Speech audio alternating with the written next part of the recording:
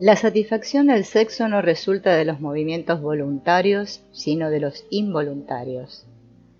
Para dejar que estos movimientos ocurran es preciso un abandono del control. Dado que es involuntaria, la eyaculación proporciona cierto desahogo al hombre. La mujer puede tener un clímax similar gracias a las contracciones involuntarias de los labios menores. Sin embargo, por importantes que sean, estos movimientos constituyen una respuesta limitada, puesto que se circunscriben a los genitales. Cuando los movimientos involuntarios abarcan la pelvis, proporcionan una sensación de placer y satisfacción más profunda. Cuando participa todo el cuerpo, el orgasmo es total. No obstante, si se inhiben estos movimientos involuntarios, la plenitud de la descarga queda limitada. Esta inhibición tiene lugar en un nivel inconsciente. Un análisis de la estructura del cuerpo muestra que sus músculos principales, los que efectúan el movimiento y mantienen la postura erecta, se encuentran a lo largo de la parte posterior del cuerpo y se extienden por las extremidades. El movimiento tiene lugar cuando una carga circula a lo largo de la espalda, bien hacia arriba, hacia la cabeza y los brazos, o bien hacia abajo, hacia la pelvis y las piernas.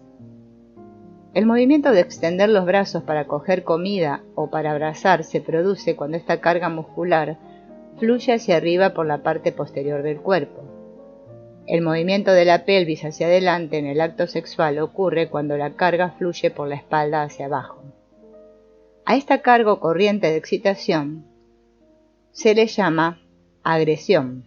En contraste, la corriente de excitación que parte del corazón se denomina anhelo y se experimenta como una ola que recorre la parte anterior del cuerpo.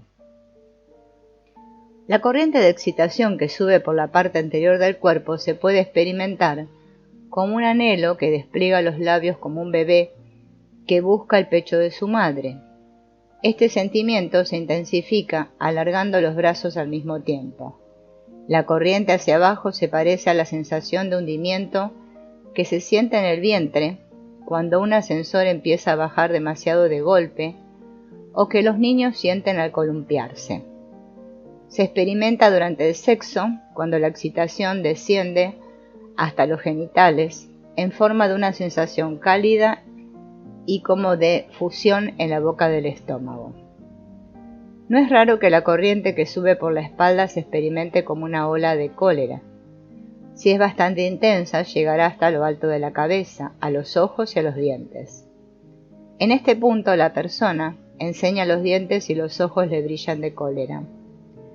La corriente descendente, entre tanto, es la fuerza que echa la pelvis hacia adelante.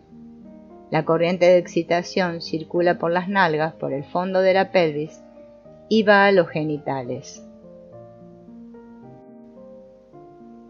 En la actividad sexual, ambos componentes desempeñan un papel. Sentimos un deseo de proximidad y contacto erótico y un impulso de poseer, de fundirnos con la pareja.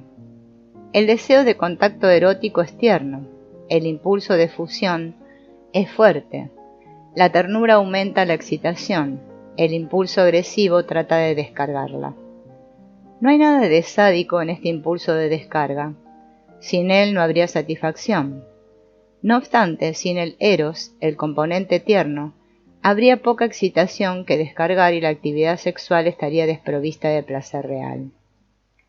En la personalidad escindida, la ternura se asocia con el niño interior, mientras que el impulso agresivo es asociado con el yo adulto.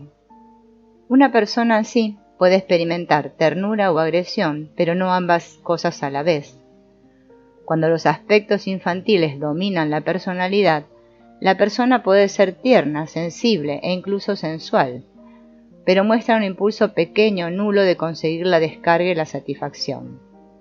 En el sexo, el clímax, si se produce, es agradable pero no apremiante. Incluso puede ir acompañado de tristeza, puesto que pone fin a la proximidad y el contacto deseados. Para estas personas, el contacto es más importante que el desahogo. En algunos casos, se mantiene una relación sexual durante largos periodos simplemente por mantener el contacto, y el clímax, que no se puede considerar un verdadero orgasmo, es de una intensidad relativamente baja. La relación entre una pareja de este tipo puede ser amorosa, pero es infantil, no adulta. Por otra parte, cuando el aspecto adulto domina la personalidad y la conducta, el impulso de poseer a la pareja y de descargar es tan fuerte que deja poco tiempo para la ternura. El sexo se convierte en un ejercicio con poco sentimiento y sin satisfacción real. La ternura es una función de la suavidad. La personalidad rígida, narcisista, que actúa ejerciendo su voluntad, es físicamente incapaz de sentir ninguna ternura auténtica. Al ser tan rígida, cualquier excitación sexual que sienta circula por su cuerpo hasta los genitales, estableciendo una potente tensión que trata de desahogar lo más pronto posible. En los hombres, la eyaculación sirve a este propósito y procura una sensación agradable, del mismo modo que cualquier alivio de un estado tenso o doloroso. Dado que no proporciona el verdadero placer y satisfacción que el sexo puede ofrecer, deja al hombre frío en sus sentimientos hacia su pareja. El problema básico es el miedo del hombre a entregarse plenamente a una mujer. Este miedo es inconsciente, pero se percibe enseguida en la rigidez corporal que bloquea los movimientos convulsivos naturales del orgasmo. El miedo al abandono a una mujer es característico sobre todo del hombre macho, que identifica su virilidad con la potencia de erección.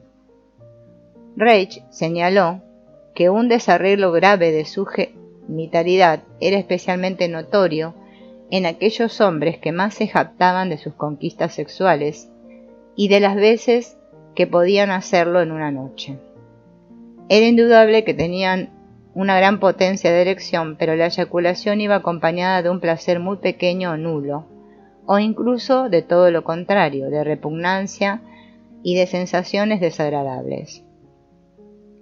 Otros hombres tienen una actitud masoquista, que también afecta a su respuesta sexual u orgásmica. Estos hombres ven su papel sexual como el de alguien que ayuda a su pareja a alcanzar el clímax. Dijo uno de ellos: disfruto cuando una mujer alcanza el orgasmo. El propio clímax era relativamente apagado y débil. La excitación que pudiera sentir inicialmente era consumida por la necesidad de inhibir su descarga de modo que pudiera estar allí para la mujer. El miedo de un hombre a entregarse a una mujer tiene sus raíces en su primera relación con su madre.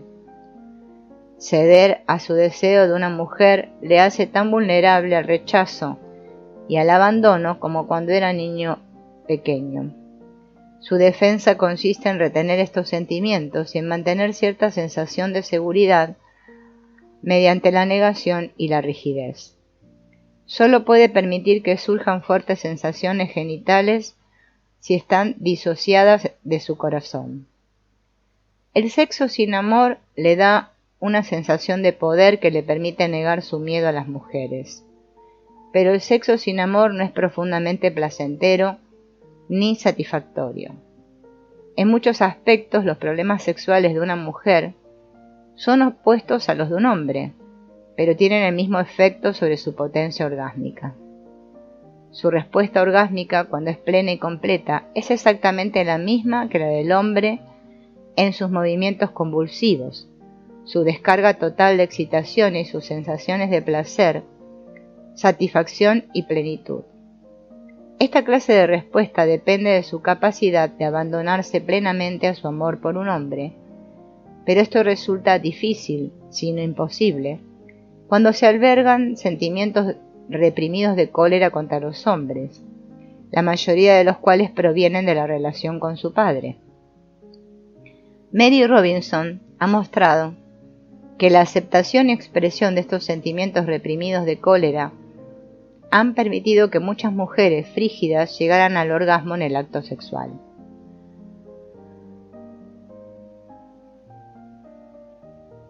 En los hombres, el acto amoroso rara vez se siente como sumisión. Al contrario, los hombres se resisten a entregarse mediante el uso del poder o controlándose, dos cosas que actúan como una defensa contra la vulnerabilidad y el desamparo. Al negar estos sentimientos, niegan su miedo al abandono. Por supuesto, no pueden protegerse durante mucho tiempo con juegos de poder, ya que tales juegos socavan sus relaciones y terminan en la propia pérdida del amor que ellos temían.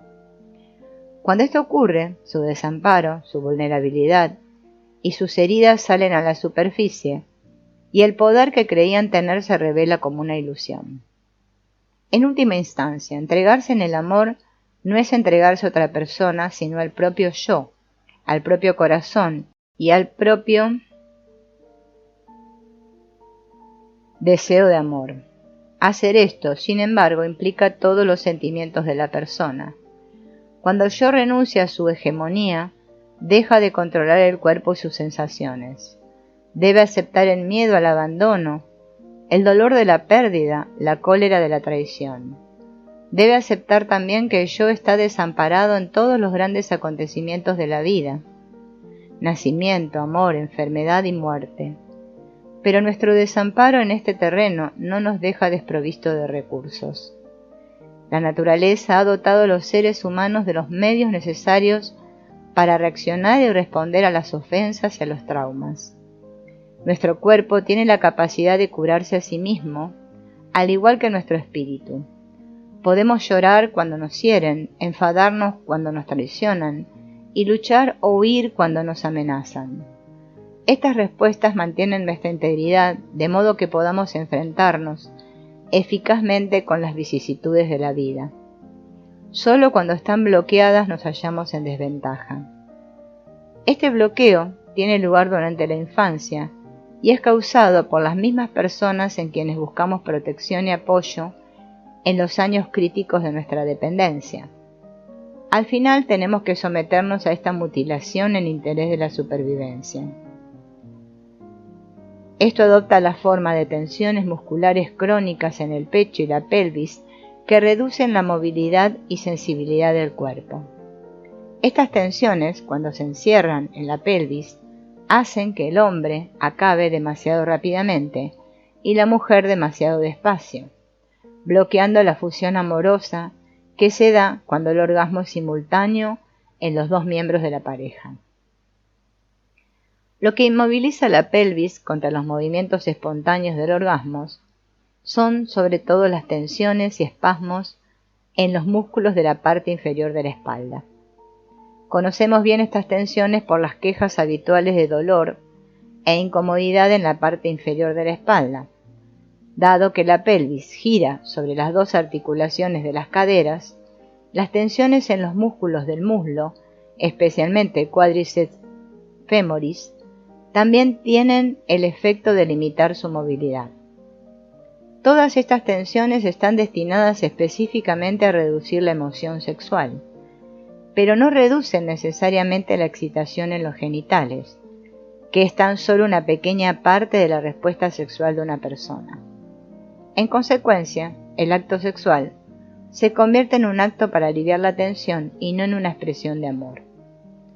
A diferencia de la tensión en el pecho, la tensión pélvica no está directamente relacionada con el miedo al abandono o entrega, sino con el trauma conectado con las primeras sensaciones sexuales del niño. Estas aparecen entre las edades de 3 y 6 años. El niño experimenta una intensa excitación sexual en relación con el progenitor del sexo opuesto. Esta excitación es una respuesta corporal total, con muy poca excitación genital y sin concentración en la actividad genital. De forma típica, los años que van de los 3 a los 6, conocidos como el período edípico, son una época de conflicto con el progenitor del mismo sexo, que a menudo está celoso si el otro progenitor presta una atención especial al niño. Esto ocurre con bastante frecuencia, ya que los padres utilizan a sus hijos en las luchas de poder que sostienen entre sí y para la satisfacción de sus necesidades narcisistas. Así, muchos padres se excitan considerablemente con la admiración y el interés sexual de sus hijas pequeñas. Les hace sentir más hombres y compensa la denigración a que los someten sus esposas. Con frecuencia, la excitación del padre tiene un trasfondo sexual, que la niña percibe y que sirve para elevar la carga que existe entre ellos. Las madres a menudo se comportan de igual modo con sus hijos pequeños. Aunque la frase "un niño para ti, una niña para mí" pueda sonar muy linda, en la práctica demuestra ser menos inocente. De hecho, como muchos pacientes han reconocido, los padres con frecuencia actúan inconscientemente de modo seductor con sus hijos, invitándolos a intimidades emocionales y físicas en las que los sentimientos sexuales solo están ligeramente disfrazados. Examinemos con un poco de detalle qué ocurre cuando una madre coloca a su hijo en la difícil situación de ser su favorito o su íntimo. No es sorprendente que el muchacho responda a las atenciones de su madre con un deseo y un sentimiento crecientes, lo que lo aleja de su padre, cuyo afecto y ayuda necesita. Su yo inmaduro cree que él es superior a su padre. ¿Por qué, si no, su madre lo preferiría? Esta actitud del muchacho irrita a su padre, que se vuelve contra él y lo hace responsable de la situación. La madre no puede proteger al niño de la hostilidad del padre, ya que hacerlo intensificaría el conflicto. Además, ella tiene sus propios sentimientos de culpabilidad, inconscientes, por su conducta con el niño. Enfrentado a esta situación, el niño desea que su padre muera, pero al mismo tiempo le aterroriza la idea de que su padre pueda matarlo. Freud describe esta situación como edípica porque es paralela a la leyenda de Edipo, que sin saberlo mató a su padre y se casó con su madre. Para el niño la situación es simplemente demasiado aterradora para hacerle frente. Por autodefensa debe cortar sus sentimientos sexuales hacia su madre, a fin de evitar cualquier confrontación con su padre. Dado que reduce la potencia orgásmica del muchacho, este paso equivale a una castración psicológica. Suprimir los propios sentimientos no es lo mismo que desechar una idea del pensamiento, ya que los sentimientos son perceptores de hechos corporales. Para cortar el sentimiento, el cuerpo debe ser parcialmente inmovilizado. La inmovilización total es la muerte. Las tensiones en la parte inferior de la espalda, los muslos y la pelvis sirven para reducir la emoción sexual. La situación es idéntica para las niñas que se ven envueltas en una relación de contenido sexual con su padre, tanto si esta relación llega a expresarse como si no. El triángulo que se crea entre la hija, su padre y su madre es igualmente intenso. La madre y la hija son rivales e inconscientemente cada una desea que la otra desaparezca. Pero la niña, a pesar de su posición favorecida, no puede contar con el apoyo de su padre, ya que esto intensificaría los celos de su madre. El padre, por su parte, está inmovilizado por sentimientos de culpabilidad debidos a su relación con la hija. Para protegerse, la niña debe cortar sus sentimientos sexuales hacia su padre, lo que se realiza mediante cierto grado de inmovilización, pero aún más por un anillo de tensión situado alrededor de la cintura. Este anillo, que rompe la conexión entre las dos mitades del cuerpo, es la respuesta típicamente femenina al problema, más que la adquisición de rigidez que caracteriza la respuesta masculina.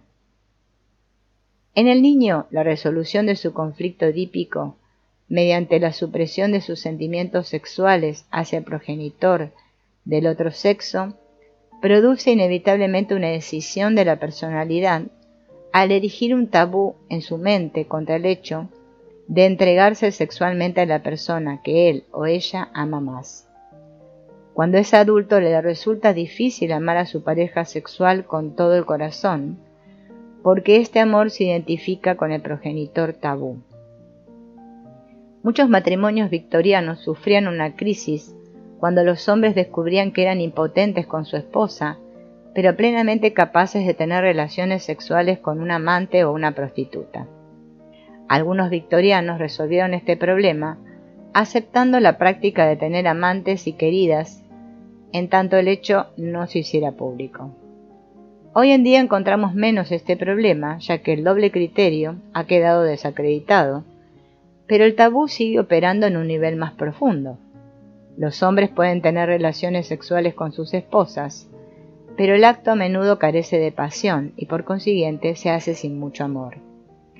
El amor que uno siente por su esposa adquiere la cualidad de un deber. Con el tiempo, incluso este acoplamiento sexual rutinario pierde toda excitación, y encontramos hombres que son impotentes con su esposa. Para una mujer, el problema adopta una forma diferente, aunque el resultado es el mismo. Permanece atada a su padre como la nena de papá y no puede darse plenamente a otro hombre. Aunque acepta sexualmente a su marido, no siente pasión por él. Su respuesta se limita a dos papeles en relación con su esposo. O bien es la niña encantadora y seductora, o bien es la madre. Estos son papeles que representaba con su padre también, probablemente con cierto éxito. Pero no se da cuenta de que al actuar como la hija o la madre de su esposo, hace imposible que éste la vea como una mujer sexual.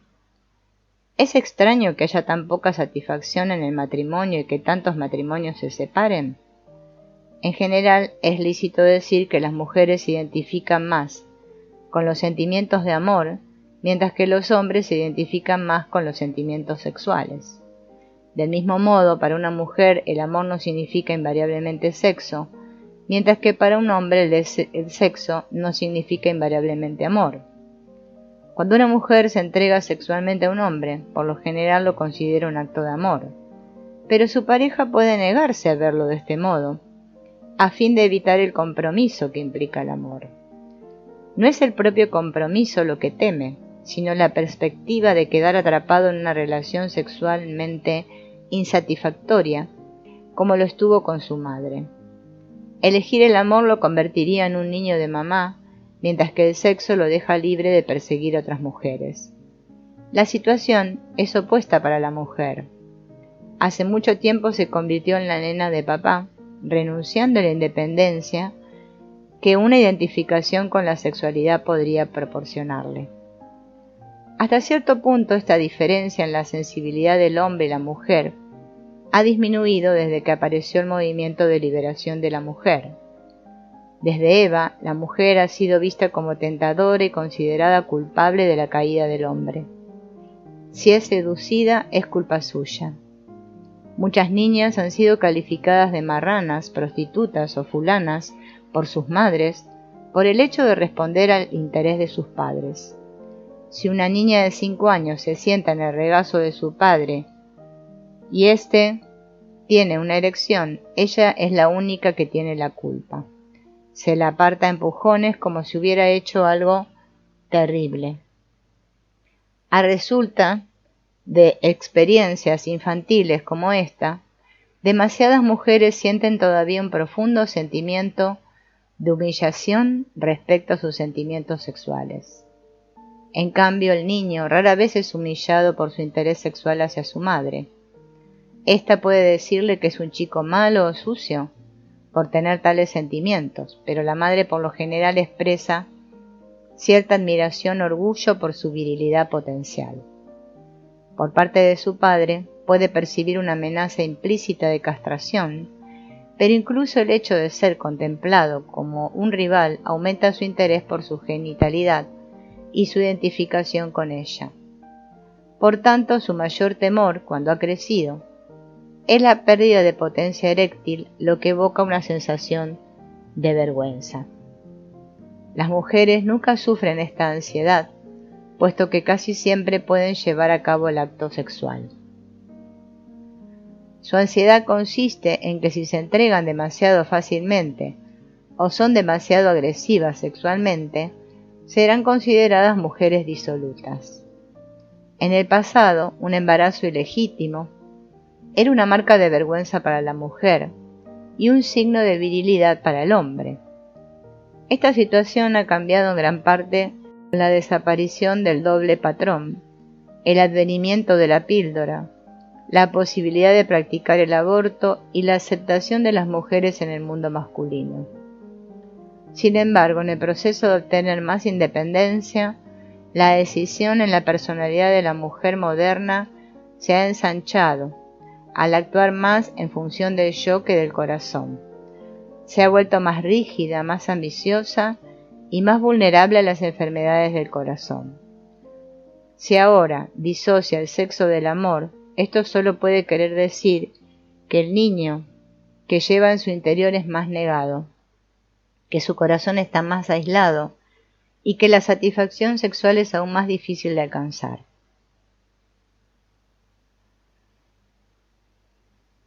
Un orgasmo pleno, el que deja el cuerpo totalmente satisfecho, calmado y contento, es un movimiento convulsivo del cuerpo en el que la pelvis se balancea involuntariamente al ritmo de la respiración. El mismo movimiento convulsivo se da cuando una persona solloza profundamente. Cada sollozo es una pulsación u oleada que recorre el cuerpo y echa la pelvis hacia adelante cuando la ola llega a la cavidad pélvica. El sollozo es un desahogo vocal sobreimpuesto a la ola expiratoria. Entre los sollozos hay breves intervalos inspiratorios durante los cuales la pelvis se mueve hacia atrás. En el llanto profundo, el movimiento de la pelvis es involuntario al igual que en el orgasmo. Esta similitud entre ambas reacciones explica en parte por qué muchas mujeres rompen a llorar cuando experimentan un orgasmo. Su llanto es una expresión del paraíso encontrado y refleja la tristeza del paraíso perdido.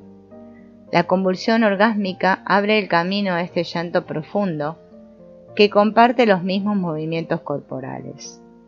Del mismo modo, si una persona cede al llanto profundo y deja que las oleadas de tristeza recorran su cuerpo, también podrá entregarse a los movimientos convulsivos del orgasmo.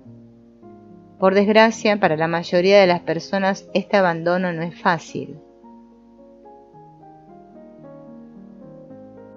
En el nivel más profundo, el miedo al amor es idéntico al miedo al sexo opuesto. Inconscientemente todos los hombres identifican a las mujeres con su madre, al igual que las mujeres identifican a los hombres con su padre. Esta identificación es natural. Si nuestro progenitor del sexo opuesto hubiera sido bondadoso, cariñoso y fuerte, todos tendríamos pocas dificultades con nuestra pareja. Pero por desgracia rara vez se da el caso. La mayoría de las personas recuerda la relación con ese progenitor como algo conflictivo. Su experiencia fue la de ser utilizados y su expectativa la de ser traicionados y heridos. La supervivencia exigía un modus vivendi, un arreglo gracias al cual podamos vivir con cierta seguridad, negando muchos de los aspectos negativos de estas relaciones y reprimiendo la mayoría de nuestros sentimientos negativos. Pero la represión solo empuja estos sentimientos a un nivel situado por debajo de la conciencia. Siguen operando en la personalidad de manera sutil e insidiosa. La mayoría de los hombres tienen miedo a las mujeres. Por lo general no son conscientes de este miedo, como tampoco lo son de su hostilidad. Quizá dicen que disfrutan del sexo, pero si tienen sentimientos negativos inconscientes contra las mujeres, no serán capaces de darse totalmente en el sexo y su placer estará limitado. Muchos hombres entablan luchas de poder con su pareja. Consideran que las mujeres son exigentes y controladoras y creen que comprometerse en una relación de amor implica una pérdida de la libertad personal. Estos hombres justifican las aventuras extramatrimoniales considerándolas una afirmación de su libertad. En algunos casos, estos sentimientos pueden estar justificados, pero con todo, son los sentimientos de un niño que veía a su madre como una persona controladora. Habiendo reprimido el recuerdo de esas experiencias infantiles, los hombres proyectan en su esposa la cólera que sintieron contra su madre. Todo esto tiene lugar en un nivel inconsciente, y por esto los conflictos entre marido y mujer son tan difíciles de resolver. Es inútil señalar que un hombre de verdad no puede ser dominado o controlado por una mujer. ¿Acaso no son iguales? Sí, lo son. ¿Por qué no puede mantenerse firme? La incapacidad de un hombre para enfrentarse a una mujer indica que la ve como una figura materna. Si se queja de que lo castra, podemos dar por seguro que su madre ya lo castró antes. Una mujer puede castrar a un niño, pero no puede castrar a un hombre de verdad. En casos así, vale la pena estudiar la historia de la infancia de un hombre para averiguar por qué y cómo sufrió una pérdida de virilidad. Inevitablemente su miedo a las mujeres puede referirse a la angustia que experimentó de niño en relación con su madre. El proceso de análisis pretende ayudarlo a liberarse de las fijaciones que lo atan al pasado, a fin de que pueda vivir con mayor plenitud en el presente. Algunos hombres tratan a las mujeres de un modo abiertamente cruel y sádico. En vez de retener sus sentimientos negativos y coléricos, los expresan. Por lo general, tienen una explosión de rabia por cualquier pequeña frustración. Podría parecer que semejante explosión es una expresión de cólera, pero hay una diferencia importante entre la cólera y la rabia. La expresión de cólera es una actitud constructiva, cuyo objetivo es restablecer los buenos sentimientos en una relación. La rabia, en cambio, tiene un efecto destructivo. Su objeto es controlar a la otra persona. Procede de la frustración, no de sentimientos heridos, y a menudo implica una negación del poder, lo que explica por qué con tanta frecuencia se descarga en un inferior. Pocos hombres pueden enfrentarse a una mujer de un modo directo y autoafirmativo. Tales hombres son capaces de sentir profundo afecto y seguridad en sus relaciones, actitudes que expresan en el acto sexual no eyaculando prematuramente ni reteniéndose. El hombre pasivo, por otra parte, tiende a ser prematuro. La tensión de su cuerpo, que resulta de la necesidad de reprimir sus sentimientos negativos, reduce su capacidad de permanecer con su excitación mientras ésta crece. Es tan incapaz de ceder a su excitación sexual como a la cólera que conserva hacia su madre y todas las demás mujeres. ¿Es la eyaculación precoz una manera que tiene este hombre de vengarse de su pareja robándole su satisfacción? Tal vez, pero su propia satisfacción se reduce igualmente. Es más correcto interpretar la eyaculación precoz como una expresión de miedo, el miedo de enfrentarse a una mujer cuando la excitación aumenta. El hombre hostil, en cambio, mantiene la potencia eréctil al tiempo que retrasa su eyaculación, lo que le da una sensación de poder. En esta maniobra inconsciente, el falo erecto se ve como un arma con la que dominar y castigar a la mujer. El retraso del clímax también se ve como una manera de no ceder. El efecto de esta maniobra es la reducción del placer y de la satisfacción del hombre. También reduce el placer de su pareja, ya que la excitación de ésta se adapta y en parte depende de la de él. Muchos hombres intentan retrasar deliberadamente la eyaculación para permitir que su pareja alcance el clímax. Esto a menudo se realiza distrayendo el pensamiento del sexo, con lo cual la excitación disminuye. Esta maniobra raramente resulta satisfactoria para ninguna de las partes. Por lo general, una mujer en esta situación tiene que esforzarse para conseguir su clímax, porque el nivel global de excitación es bajo. El hombre, por su parte, obtiene poca cosa de este acto sexual, aunque pueda pensar, a menudo equivocadamente, que ha satisfecho a su pareja.